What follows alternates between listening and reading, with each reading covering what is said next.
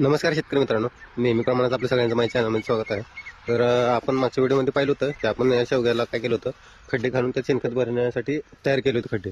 तर त्याच्यामध्ये आता आपण काय केलं, शेणखत भरून घेतलं आहे आणि आता आपण याच्यात काय करणार आहे, तर रासायनिक खत जो आहे तर तोही यात टाकून घेणार आहे. मग आता त्याच्यासोबत आपण काय करणार, याला थोडं हुमणीचं प्रमाण लागायला सुरुवात झाली, रानामध्ये हुमणी तयार व्हायला लागली. तर त्याच्यासोबत रासायनिक खतासोबत आपण हुमणीसाठी सुद्धा औषध सोडणार आहे. तर आता ते काय काय आहे तर ते आपण सुरुवातीला पाहून घेऊया.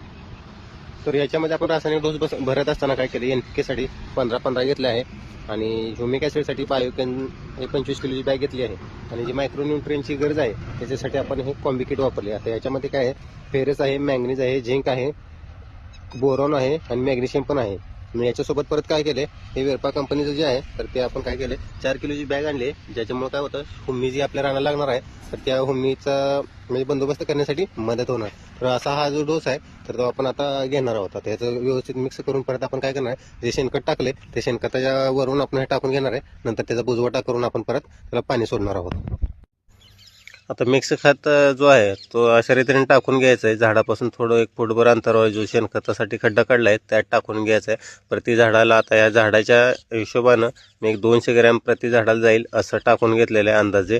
तर असं टाकून घ्यायचं आहे. पसरून टाकायचं आहे म्हणजे काय होईल, झाडाच्या मुळ्या काय असतात सर्व दूर असतात.